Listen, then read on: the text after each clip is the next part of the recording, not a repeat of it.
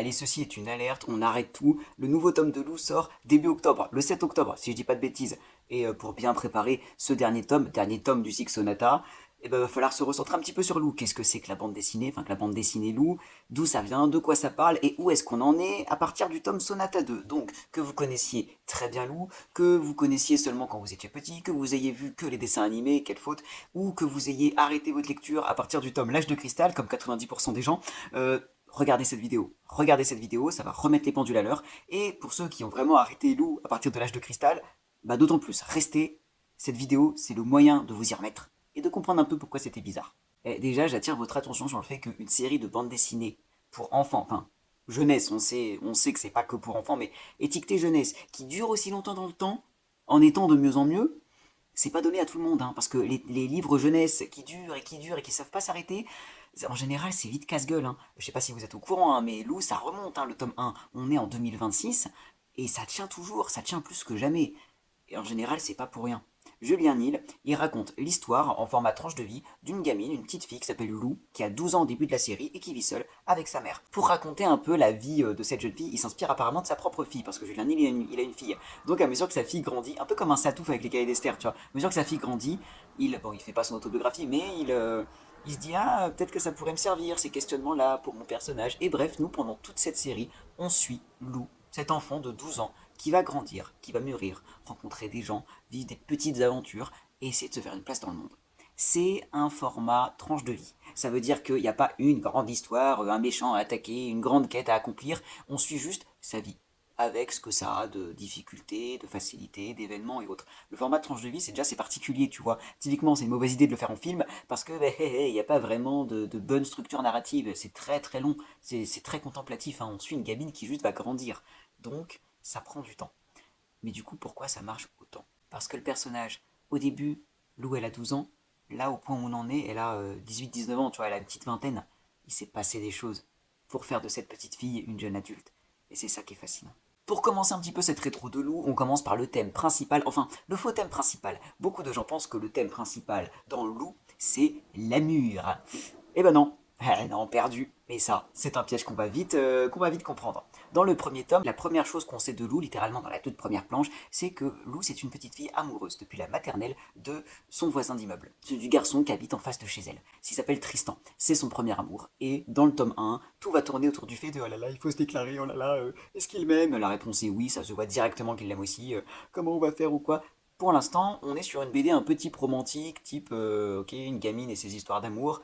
Alors pourquoi je dis que l'amour c'est pas du tout le sujet de la série? Bah parce qu'à la fin du tome 1, bah Tristan il déménage. Ah il déménage, non mais vraiment, c'est-à-dire qu'il quitte la ville et elle viendra pas. En tout cas pas dans ce même immeuble, c'est fini. Et là tu dis ok, tu pensais être dans une série de BD avec voilà forcément le love interest qu'on va suivre petit à petit. Non, le love interest il disparaît. Voilà. Donc va falloir trouver autre chose pour que Lou ait des aventures. Et l'amour, bah c'est pas forcément le principe de la série. Le truc très mignon avec ces gamins, c'est qu'ils sont amoureux l'un de l'autre, clairement, mais en fait, plus ils apprennent à se connaître dans le tome 1, plus on se rend compte qu'ils n'ont aucun atome crochu en fait. Ils s'aiment parce que bah, ils sont amoureux, t'es comme des enfants, ah, je suis amoureuse du voisin d'à côté. Mais en fait, ils ont rien à se dire. Il y a une planche très bien là-dessus, dans le tome 1, où toute la planche, ils se parlent toute la journée par texto, ils s'appellent, ils se donnent rendez-vous le soir et tout, et puis pendant ce temps-là, ils blablatent, ils textotent en cours. Et dès qu'ils se voient, il n'y a plus personne. Dès qu'ils se voient, ils savent plus du tout quoi dire, ils sont comme ça. Bah, ça représente très bien leur relation. C'est-à-dire que t'es de base, c'est pas une belle histoire d'amour, c'est bon, une histoire d'amour de. J'allais dire de gamine, c'est pas méchant, mais de. Une histoire d'amour d'enfant, tu vois. Mais là, tu te dis, ah ouais, non, cette histoire d'amour, elle va aller nulle part. Et en plus, le gamin disparaît, en tout cas déménage, à la fin du tome 1. Merde. Donc la série Lou, c'est pas sur une histoire d'amour Tristan Lou. Bah non. D'autant que dès le deuxième tome, elle va rencontrer un autre gentil garçon qui s'appelle Paul, qui est totalement l'opposé de Tristan. Là, la relation va se faire très vite, la communication va être très fluide, à tel point que Lou va même se demander si elle serait pas amoureuse de ce garçon, avant de se rendre compte que non, c'est simplement bah, un ami, une autre façon de voir les gens. Et voilà, Lou, elle va évoluer en fait. C'est assez marrant d'ailleurs parce que sur les réseaux sociaux, il y a beaucoup de gens qui se demandent vous êtes Team Paul ou Team Tristan? Mais Team aucun des deux en fait. Paul, il est friendzoné depuis très longtemps. Paul, c'est un ami, c'est tout. Et Tristan, qu'est-ce qu'elle foutrait avec Tristan? Dire que c'est l'amour d'enfance, ils n'ont rien en commun, alors ils ont pu établir une relation amoureuse slash amicale, et puis même ils se tournent autour pendant plein de tomes, mais Julien Nil avait déclaré dans une interview, je ne sais plus où je l'ai lu ça, qu'ils ne pourraient pas mettre Lou et Tristan ensemble, parce que ça voudrait dire que le vrai amour, c'est forcément le premier amour. Alors que tout le but de la série, comme on va le voir, c'est que justement, il n'y a pas de première chose, ah, c'est la bonne, que tout est cheminement, que tout est mouvement. Donc Lou et Tristan, ça ne se fera jamais. D'ailleurs, à la fin, ils sont plus forcément, enfin, Tristan, il fait plus forcément partie de ses priorités immédiates. Et en même temps, ça on le verra plus tard, elle est jamais indifférente à Tristan, hein. Même quand elle grandit, même quand elle a 17, 18, 19 ans, il est toujours pas loin. Il est toujours un peu dans le paysage. Elle est toujours plus ou moins troublée quand elle pense à lui. C'est quand même une relation spéciale. Et pourtant, bah l'amour, il y a de l'amour dans cette série, il y a de l'amour dans ces BD, il y a plein d'histoires d'amour, des couples qui se font, des couples qui se défont aussi, d'autres qui durent. Mais dans une série d'amour, vous pensez pas que le premier baiser, il aurait eu une importance? Tu sais, dans une bande dessinée où tu te dis, ah, le sujet principal, c'est l'amour. Le premier baiser du personnage principal, quelque chose me dit que ce serait peut-être mis en avant. Là, le premier baiser de Lou, il est hors champ.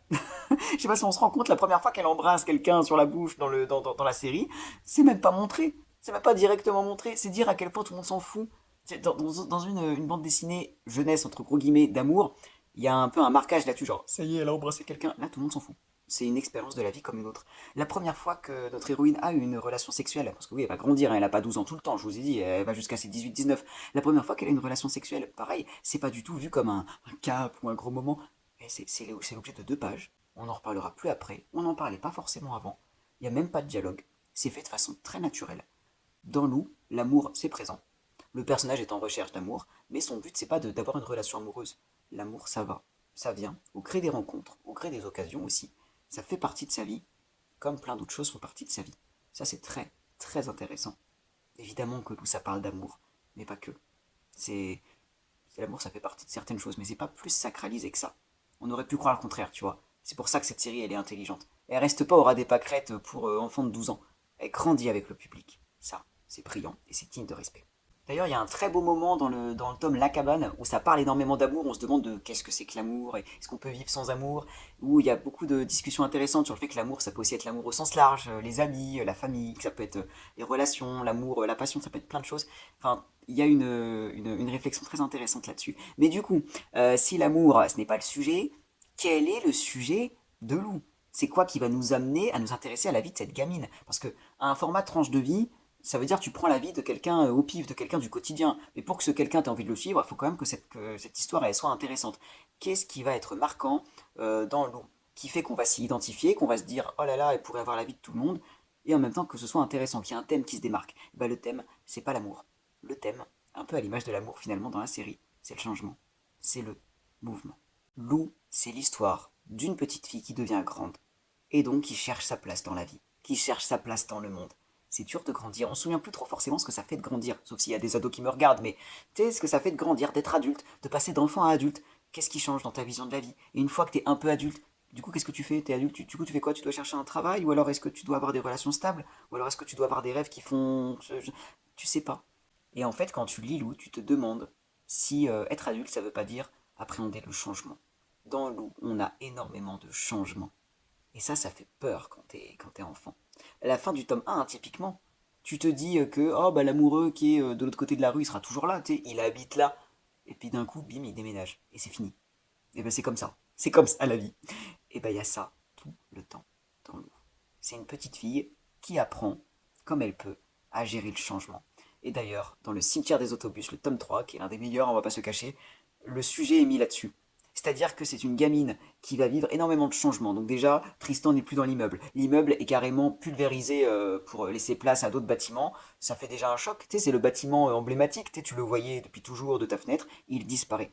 Le souvenir de Tristan, il n'existe même plus. Tu pensais aussi être tous les jours dans la classe de ta meilleure amie, tu vois, tous les ans, tu as toujours été dans sa classe depuis la maternelle. Eh ben non, là c'est la rentrée, tu n'es plus dans sa classe.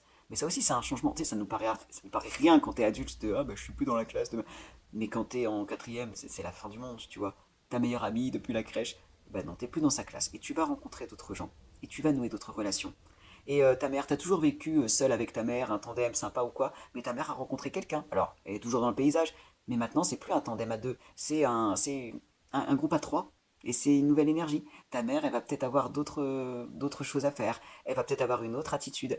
Et Lou, dans cet album, elle cogite beaucoup de tous ces changements. De se dire, mais qu'est-ce qui m'arrive? Tu sais, c'est hyper angoissant. Ce moment quand tu rentres dans l'adolescence et que tu dis, mais purée, où sont mes souvenirs d'enfance? Pourquoi ma vie d'enfant, elle est partie? Ce moment où tu te rends compte que ta vie d'enfant, c'est plus la même que celle que tu vis maintenant. Et une planche magistrale illustre très bien dans ce tome. Cette planche où Lou, va toute seule dans le parc où elle avait l'habitude de jouer quand elle était gamine, et qu'on voit un peu ses souvenirs à mesure qu'elle regarde le manège, qu'elle va se prendre une glace, et qu'elle se dit mais purée, pourquoi, pourquoi j'ai plus autant de joie d'aller dans ce parc? Quand t'es enfant, aller au parc c'est la folie, c'est l'aventure, c'est trop bien, prendre une glace c'est génial, la glace elle est géniale, elle est trop grande, et là, t'as 12 ans, t'aimes toujours manger une glace, mais ça te remue plus autant qu'à l'époque. Tu regardes le manège, t'as plus forcément envie d'y aller. Tout te semble plus froid, parce que t'as passé un cap, parce que t'as plus 4 ans. Et ça fait bizarre de se rendre compte de ça la première fois. Et tu vois, là où dans le tome 1 et 2, Lou, c'était une dynamique très très joyeuse, très très énergique, très très enfantine, c'est une gamine très vive, très intelligente, très créative, qui va à 100 à l'heure. Là, tome 3, grosse césure, Lou, elle est mélancolique, elle est seule, même si elle a des potes, elle se sent seule. Il y a beaucoup de scènes muettes, beaucoup plus que dans les autres tomes. Et là, ça y est, on sent qu'il y a eu une césure. Dans les tomes 1 et 2, Lou, c'est une enfant de 12 ans.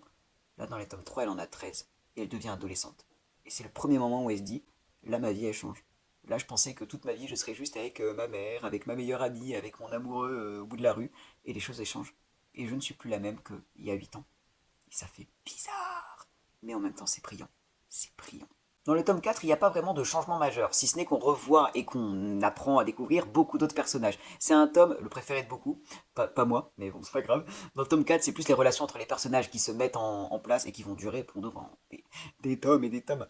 Et vous pensiez qu'on avait fait le tour des gros changements qui surviennent à l'adolescence? Et bah dans le tome 5, tout brûle. Son appart brûle dans un incendie. Et ça c'est un sacré changement auquel on n'était pas préparé. Tome 5, imaginez tous ces souvenirs, tous ces carnets, je vais reparler des carnets un peu plus tard, toutes ces fringues, tout brûle. L'appartement iconique qui a été fait pour le dessin animé d'ailleurs, hein, l'appartement avec un petit accès aux toiles, l'appartement de Lou brûle. Le lieu, je sais pas si vous vous rendez compte, c'est vraiment le lieu de la série de bande dessinée, c'est l'endroit légendaire de Lou, tout brûle, il ne reste plus rien. Ça, si c'est pas un changement exceptionnel, c'est chaud, hein. Enfin, c'est chaud, c'est pas ce que je voulais dire, mais va-t'en prendre ça dans la tronche. Et d'ailleurs, changement bonus, sa mère est enceinte en plus, elle va avoir un petit frère. Beaucoup de choses à gérer. Et ce tome-là aussi, qui s'appelle Laser Ninja, et qui est mon préféré, parce que pour moi c'est le meilleur. Oui, je vous le dis, de toute façon, voilà, il n'y a pas d'hésitation à faire, c'est le meilleur. Non, c'est juste mon avis, mais c'est le meilleur. Je disais, Laser Ninja, c'est vraiment aussi un tome qui traite du changement, du fait que d'un coup, t'as plus de maison. Pour avoir vécu un incendie, je comprends 1000 fois ce que ça fait. Et vraiment, c'est très troublant comme sensation. Mais voilà, t'as plus de maison, donc déjà t'en rachètes une. Déjà, ils ont eu la chance d'en racheter une, enfin bref. Et toute la vie est étrange, tu recommences des meubles, tu redémarres une vie, puis une vie à 4 du coup, avec le petit frère qui arrive, et tout le monde ne gère pas bien ce changement d'ailleurs. Lou qui commence un peu à se dire ouais, c'est un peu bizarre la vie en ce moment, c'est les changements. Bah, son beau-père, Richard, le nouveau copain de sa mère, lui, le changement, il ne le supporte pas, et il va se casser avant la naissance du petit. Super courageux comme mec, hein, mais en même temps, révélateur.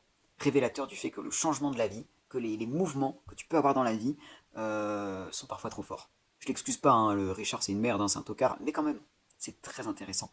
Lou, c'est vraiment le mouvement qu'on retient dans tous les tomes. Une gamine qui essaye de vivre et de grandir tout en apprenant à faire avec ce qu'il y a. En se disant que les choses que j'ai aujourd'hui, elles vont peut-être pas durer. Les personnes que je rencontre aujourd'hui, elles seront peut-être plus là un jour, peut-être demain, peut-être dans 2 ans.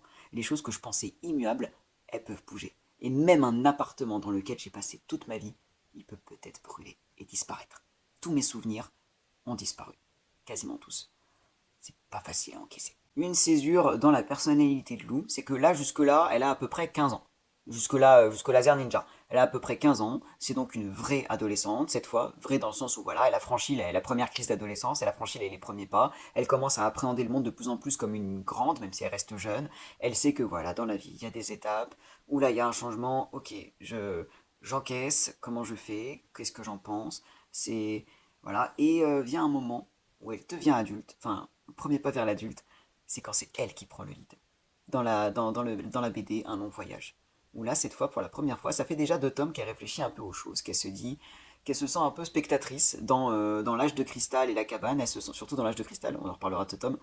Il y a un côté où tu dis, t'as tellement de choses qui bougent dans tous les sens dans la vie, de gens qui prennent des décisions, de choses qui changent, puis t'as toute la société qui change aussi dans ce tome, mais on en reparlera, que tu te dis, en fait, grandir en sachant que tout bouge, comment je peux grandir, comment je peux être adulte, me positionner dans tout ça, sachant que tout bouge.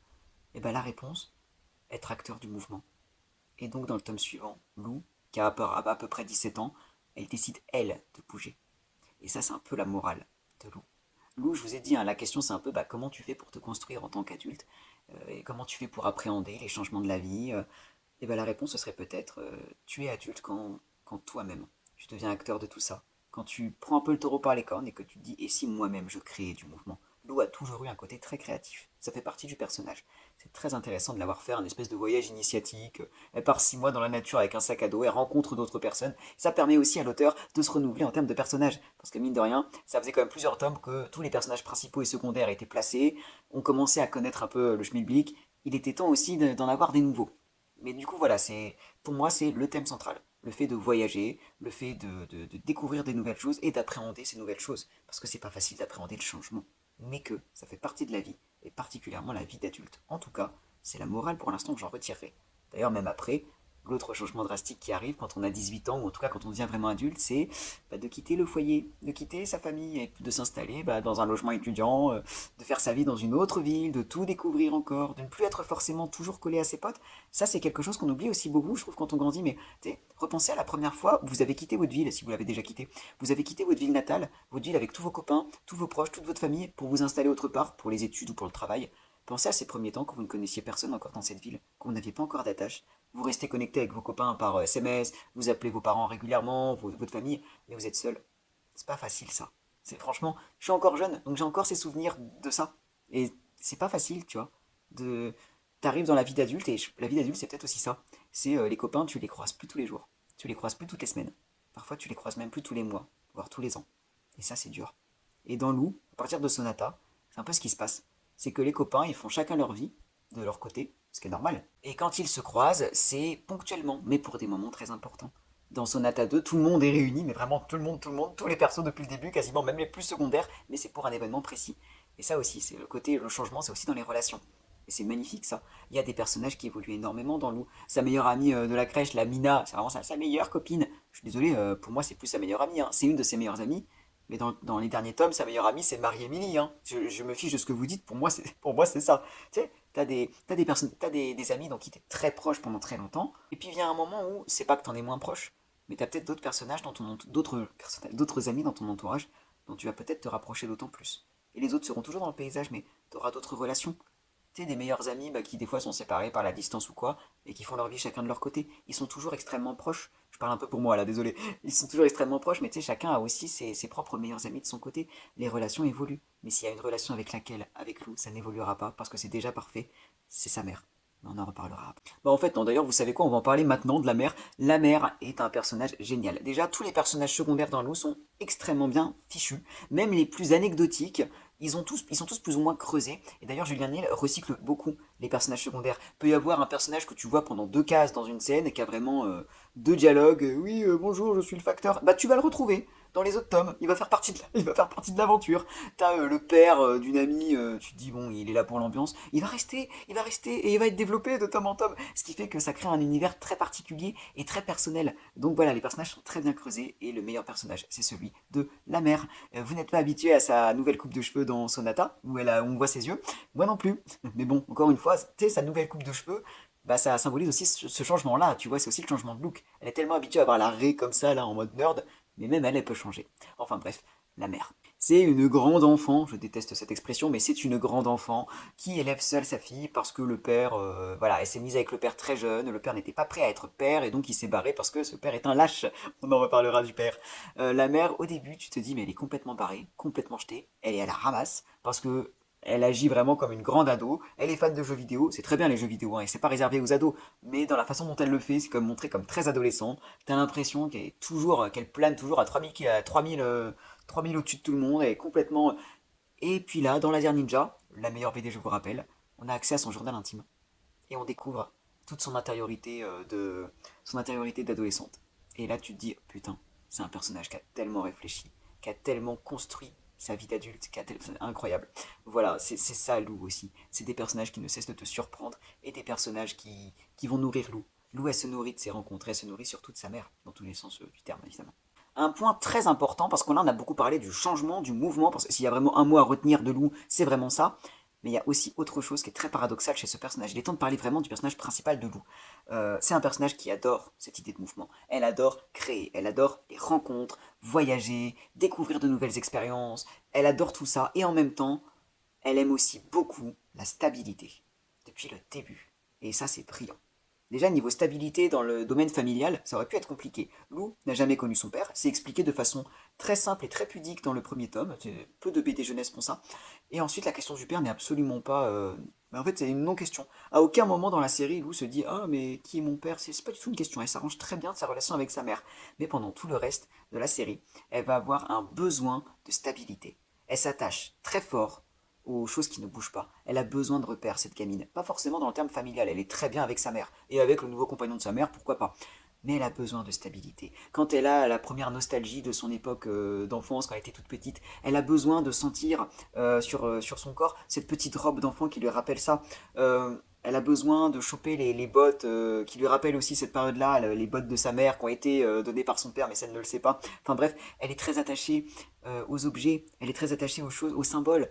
Un cadeau qu'a pu lui faire Paul à la fin de vacances où ils se sont retrouvés et qui est la seule chose qu'elle a gardée de l'incendie, c'est quelque chose de très important pour elle. Et d'ailleurs, si vous voulez la preuve que c'est une personne qui a besoin de repères, rappelez-moi comment s'ouvrent la plupart des bandes dessinées de Lou par un carnet. Lou, elle fait des journaux intimes. Et pas des petits journaux où juste elle écrit, hein. C'est vraiment du scrapbooking où elle écrit, elle met des photos, elle fait des dessins. Si ça, c'est pas la preuve qu'on a un personnage qui a besoin de garder des traces, qui a besoin de choses matérielles auxquelles se raccrocher, c'est pour ça que c'est un personnage super, c'est un personnage hyper ambivalent, un personnage qui a à la fois tellement envie de vivre, tellement envie de bouger, tellement envie de faire partie de ce grand mouvement de la vie, et qu'en même temps, tellement besoin d'être rassuré, d'avoir des choses qui ne bougeront pas, de savoir qu'il y a des lieux qui seront toujours là pour elle, ou des gens, pour ça, la relation avec la mère. Elle a besoin, voilà, elle a besoin d'objets importants. Ça rend encore plus horrible l'incendie d'ailleurs, le fait que tout disparaisse, ou quasiment tout. Ça fait, c'est dur à encaisser.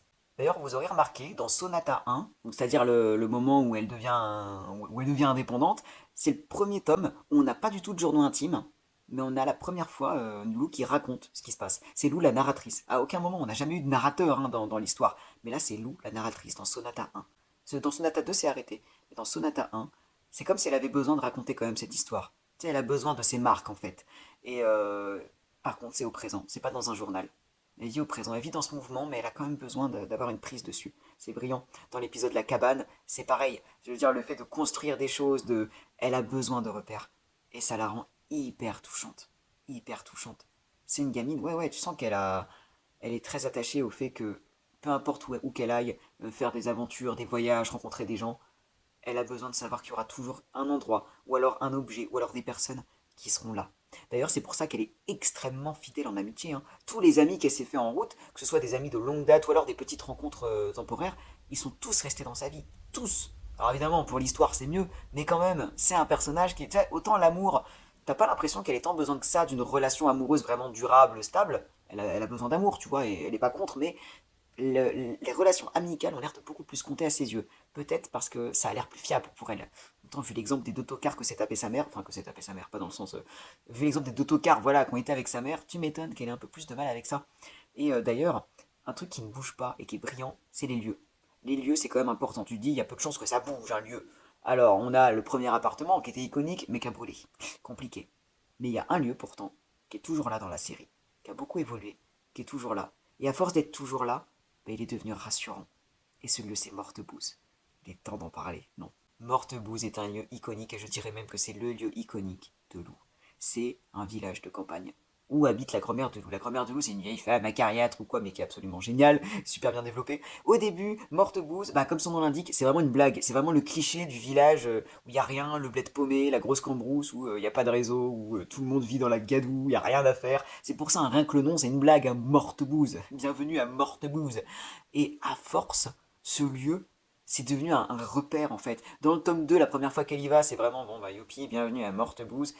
Mais en fait, elle s'y attache. Parce que petit à petit, à Mortebouze, bah, c'est là qu'elle va rencontrer Paul, son meilleur ami. Donc tu sais, ça va déjà avoir une consonance positive. Tu te dis à Mortebouze, c'est là qu'il y a Paul. Et puis ensuite, à Mortebouze, bah, il y retourne d'ailleurs quand elle a 15 ans, avec plus du tout le même état d'esprit. Déjà, elle y retourne avec ses copines. Elle y retourne pour faire une grande cabane dans un arbre. Et déjà, tu vois, c'est normal. Quand t'as 12 ans, t'as un peu ce côté, ouais, la campagne, la cambrousse, il se passe rien, portable passe pas. Et quand tu grandis de quelques années, déjà, la campagne, tu la vois peut-être aussi autrement, tu vois. Quand t'as 15 ans, t'as plus un peu le côté, ah, ça va faire du bien de déconnecter un peu, tu vas pouvoir, enfin, t'es un peu plus libre, c'est la nature, t'es chez ta mamie, enfin, c'est pas la même chose, tu vois. Et ça, c'est très vrai, tu vois. C'est autant Mortebou, c'était l'enfer sur Terre pour Lou au début de la série. Ensuite, ça devient vraiment son repère. Et tiens, je dis qu'elle faisait une cabane. Elle crée des choses à Mortebouze. Dans le dernier épisode, faut que j'arrête de dire épisode, dans la dernière BD Sonata 2, elle crée littéralement un festival de musique dans Mortebouze. Et en fait, c'est pas pour rien. Bon, déjà, tu vois vraiment que du coup, c'est vraiment un lieu qui est important pour elle, son lieu de pèlerinage un peu. Qui l'eût cru au début de la série, c'est quand même très fort. Ça, je l'avais pas vu venir. Mais surtout, elle crée du mouvement. Elle crée des choses. Donc la cabane, elle crée évidemment bah, voilà, tout le festival de musique et tout, dans un lieu qui est quand même réputé pour ne pas avoir de mouvement. Mortebouze, ça a quand même la réputation, tout est dans le nom, mais quand même dans l'histoire, c'est quand même le lieu où rien ne bouge, jamais, où tout est verrouillé, où tout le monde va au lit à 18 h, dernier délai. Enfin, c'est quand même très original d'avoir fait de ce lieu, qui était vraiment juste une grosse caricature, un lieu aussi important pour Lou. C'est vraiment son repère. Ça, c'est brillant. Et d'ailleurs, Mortebouze, je pense qu'il est aussi important pour autre chose. Il est temps de parler des cristaux. Alors, déjà, si vous n'avez rien compris à l'âge de cristal, déjà c'est normal. Ensuite, commencez par la cabane. Oui, le tome juste après. En fait, ça fait Laser Ninja, l'âge des cristals, la cabane. Commencez par la cabane. Je ne sais pas pourquoi, mais entre Laser Ninja et l'âge de cristal, Julien Nil s'est dit, tiens, et si je faisais une ellipse de 2 ans et que dans cette ellipse de 2 ans, il y avait eu une crise planétaire, avec des cristaux qui apparaissent, avec des espèces d'hypnose, on ne sait pas pourquoi, avec un changement total dans la politique du pays, avec des dérapages vers l'onirisme, et c'est super, un changement dans la narration, c'est super, mais aussi brutal. Donc tu sais, en fait, nous, quand on était ados, et qu'on commence à lire L'âge de cristal, tu comprends plus du tout où t'en es, tu te dis mais qu'est-ce que c'est que ces cristaux? Qu'est-ce qu'elle fait la mère de Lou là dans son espèce de laboratoire chelou? Qu'est-ce que c'est que ces moments où t'as l'impression que Lou elle se téléporte, où elle sait plus où elle est, qu'est-ce qui se passe? En fait, la cabane, donc le tome juste après, il répond à cette question. C'est un flashback entre Laser Ninja et l'âge des cristal. Autrement dit, si vous avez arrêté Lou avec l'âge des cristal, lisez la cabane. Ça fait le lien logique entre les deux. On comprend un petit peu. Du jour au lendemain, bam, des cristaux sont apparus dans la Terre, on ne sait pas pourquoi, et le réseau a disparu. Plus d'internet, plus de réseau, plus de téléphone, plus rien. Et ça dure à peu près 2 ans jusqu'à ce que les cristaux disparaissent, aussi rapidement qu'ils étaient apparus, quelques tomes plus loin. C'est un peu étrange, parce que d'un coup, on bascule dans un peu le fantastique, la science-fiction, on comprend pas trop, et en même temps, je trouve ça rigolo. Ça donne une identité quand même très franche à Lou, le fait d'avoir dans un monde où il y a eu des cristaux, il y a eu la crise des cristaux, comme nous, il y a eu le Covid, tu vois, c'est un peu bizarre, mais ça, voilà, ça fait que Lou, c'est plus qu'un juste un tranche de vie, tu vois, il y a vraiment eu, ouais, quelque chose. On sait pas ce que c'est, même les personnages, des fois ils y pensent, des fois ils se disent, ouais, tu te rappelles, pendant la crise des cristaux, ouais, c'était bizarre quand même, et ouais, bah pourquoi, après tout, pourquoi pas. Et tu vois, ça a commencé, le problème des cristaux a commencé au moment où il y a eu une espèce de grande fête à Mortebouze, au moment de l'épisode de la cabane. Moi, ma théorie, c'est que Mortebouze est lié aux cristaux. Je veux dire, dans l'épisode de la cabane, il y a une espèce de scientifique avec les personnages là qui est en mode ah, mes recherches pointent vers cet endroit. Il y a plusieurs personnages qui disent ah, celui il a vraiment l'air magique. Alors ils disent ça pour la beauté du paysage, mais c'est quand même répété à 2 reprises. Je me dis, est-ce qu'il n'y a pas un truc? Est-ce que Mortebouze c'est pas le lieu, je sais pas un lieu magique, mais un lieu avec des résonances étranges qui est responsable un peu de la crise des cristaux? Moi, ça m'étonnerait pas. Vraiment. D'ailleurs, il y a un autre personnage alors qui n'apparaît pas. Arcimboldo Parmentier. Les vrais savent. C'est un grand-père de Paul qui a habité à Mortebouze. En fait, c'est. Alors oui, Arcimboldo comme le peintre, tu vois. Il paraît que c'était un artiste, mais aussi un grand chercheur qui faisait plein de recherches étranges qu'on n'a jamais compris, qu'il a voyagé dans le monde entier et qu'il a décidé de s'établir à Mortebouze. Et là, on peut se demander, tiens, s'il s'est retrouvé dans ce trou paumé qui s'est dit je vais rester là, est-ce que ce serait pas par rapport à ses recherches?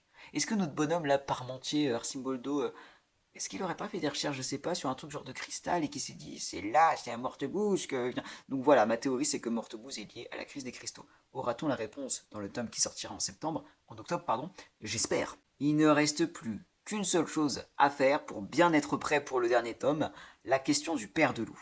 Parce que le dernier tome, donc Sonata 3, va sortir en octobre. J'espère qu'on aura des petites réponses, ou en tout cas des petites interrogations, des informations sur ce qui se passe sur les cristaux, parce que ça reste quand même très flou comme histoire, et on est quand même peut-être en droit d'avoir quelques informations en plus. Mais cette histoire du père, je vous ai dit, le père de Lou n'est pas du tout important dans la série. À aucun moment, je dis bien à aucun moment, Lou ne s'interroge sur son père. Ce qui est quand même assez étrange, mine de rien, pour une gamine qui est à ce point attachée aux ancrages, qui a à ce point besoin de balises. Alors encore une fois, elle est très bien avec sa mère, mais elle aurait été en droit, dans son adolescence, de se dire, mais mon père d'ailleurs, est-ce qu'il y a des nouvelles? Enfin, est-ce que je pourrais le retrouver si je voulais? Ah, elle s'en fout totalement. Il y a même pas eu ce questionnement, à aucun moment. Bon. Mais le père, mine de rien, il est quand même assez présent dans la série. Il réapparaît anonymement à plusieurs reprises dans le cimetière des autobus. Il croise Lou dans le métro sans que cette dernière le sache, et il se remémore comment il a acheté la paire de bottes à sa mère. Il réapparaît aussi dans Laser Ninja. Ouais, ouais, mais ouais, tout à fait. Ouais, ce personnage-là, qui est à l'épicerie, vous trouvez pas qu'il a nettement l'air de ressembler à celui-ci? Les deux cases sont de pages côte à côte, hein, donc si tu veux, c'est évident que c'est la même personne. Et c'est aussi le père d'une petite fille que va rencontrer Lou au cours de son voyage. Déjà, quand tu vois la ressemblance entre la gamine et Lou, tu te dis, il n'y aurait pas par hasard un petit quelque chose. Tu vois vite fait le père dans son grenier, tu comprends évidemment que c'est la même personne. Donc la gamine, c'est la demi-sœur de Lou. Elle fait partie des personnages récurrents, c'est un personnage très agréable, très sympathique. On apprend que le père de Lou, donc Lou ne sait pas que c'est son père, on apprend que le père de Lou, voilà, il est aussi naze dans sa nouvelle famille que dans l'autre, c'est-à-dire qu'il abandonne totalement sa femme et ses enfants, il se consacre à ses recherches, on ne sait pas ce que c'est, et moi je pense que ça a peut-être un rapport avec les cristaux, je pense, mais on verra bien. Et il finit par retrouver sa fille à la toute fin du dernier tome. La toute fin du dernier tome, il est à Mortebouze au moment où il y a le concert de musique. Dernière page, il s'apprête à trouver sa fille. Et si vous avez été attentif d'ailleurs pendant le tome, on a pu le voir à plusieurs reprises. Ouais, ouais, caché derrière la voiture, en train de zioter Lou, en train de se faire repérer par la grand-mère aussi. On peut voir en arrière-plan dans la grange tout le monde, toute la famille, la mère, la grand-mère, le père, en train de se dire mais qu'est-ce que tu fais là? Il y avait quand même des petits signes, tu vois. Et du coup, voilà. Donc le dernier tome, il va y avoir la rencontre entre Lou et son père. Qu'est-ce que ça va donner?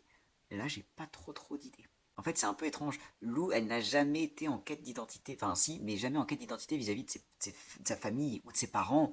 À aucun moment, elle s'est posé la question d'où je viens. Enfin, elle se l'est posée, mais disons que connaître la vie de sa mère et de sa grand-mère lui a largement suffi dans Laser Ninja, le meilleur tome, je rappelle. Son père, enfin, ça va pas lui apporter grand-chose dans sa quête initiatique. C'est un peu étrange de le faire revenir par là. Mais Julien Nil, il nous a habitués à bien réfléchir. Donc je lui fais confiance et je suis très curieux. Comment est-ce qu'elle peut réagir?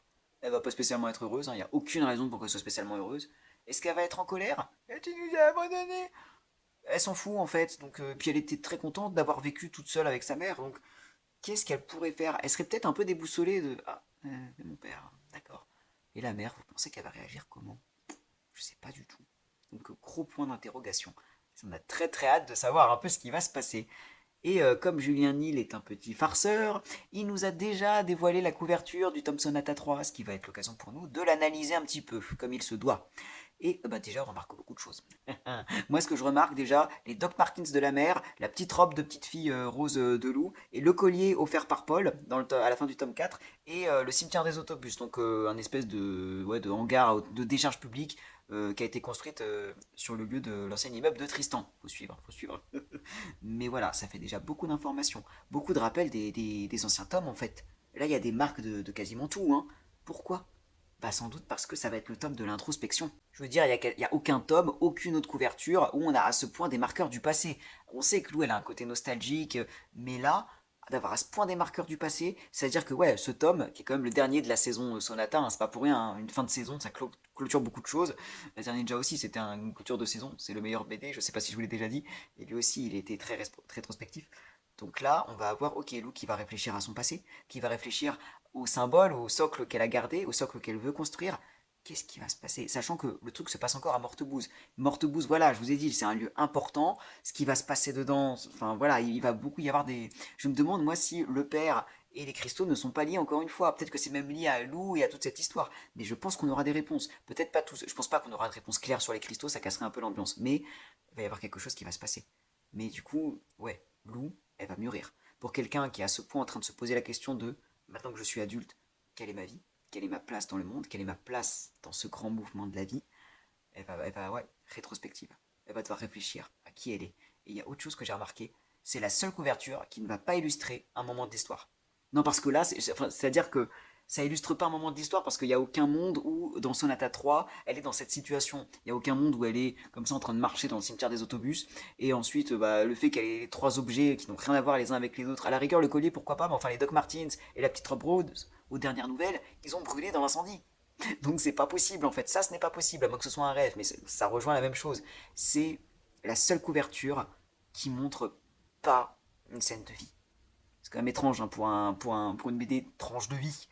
Donc deux options, soit c'est vraiment introspection pure, on va vraiment avoir des flashbacks, on va peut-être avoir vraiment un retour en arrière, où ça va être beaucoup plus onirique. De toute façon, Julien Nil il commence à aller de plus en plus vers l'onirisme. Hein. Il prend beaucoup plus de place dans les planches, de faire beaucoup de scènes muettes, beaucoup de scènes qui partent dans tous les sens, une très belle gestion de la couleur, surtout de la couleur noire, enfin magnifique, même de la colorimétrie en général. Donc on va avoir ça. Ou alors, parce que qui dit onirisme et trucs un peu chelous, réponse aux cristaux. Ah bah oui, parce que s'il y avait bien une BD où on avait des scènes qui avaient aucun sens, où on se disait non mais elle rêve là, ou c'est vrai, ou qu'est-ce qui se passe, c'est dans l'âge des cristals. Est-ce qu'on n'aurait pas vraiment là des une petite ressemblance, tu vois? Autant dire que c'est tout est ouvert pour ce dernier tome. Est-ce que ce sera vraiment le tout dernier d'ailleurs, ou juste le dernier de la saison Sonata? Est-ce qu'il y aura une autre saison après? On ne sait pas. Mais cela dit, pour que quelque chose d'aussi important que peut-être des réponses aux cristaux, et surtout l'arrivée du père, ça pourrait bien être la fin ultime. Bah oui. En tout cas, si vous êtes des connaisseurs de loups, eh ben, préparez-vous à acheter cette BD Day One, vraiment sans perdre une seconde. Si vous ne connaissez pas Lou, que vous connaissiez juste de loin, ou que vous aviez vu le dessin animé quand vous étiez petit, plongez-vous dedans. C'est sublissime et c'est beaucoup plus mature que ce que l'on pense à première vue, vraiment. C'est une histoire pour les grands. C'est vraiment, mis à part les deux premiers tomes où la gamine est gamine, ça grandit. Donc, et le lectorat a grandi avec. Et clairement, si vous avez arrêté la BD avec l'âge des cristal, reprenez-le, commençant par la cabane. Mettez la cabane avant l'âge de cristal, switchez les deux, ce sera beaucoup plus clair. Et vous inquiétez pas, mis à part l'âge de cristal, les autres tomes, ça va. C'est plus confortable à lire. Mais beaucoup de questionnements pour une BD qui est quand même incroyable. Très, très hâte de voir comment Lou va s'en sortir. C'est pas évident de trouver une fin à une série de tranches de vie. Mais j'ai fait confiance à Julia Neal et j'ai très hâte de voir ce qui va se passer.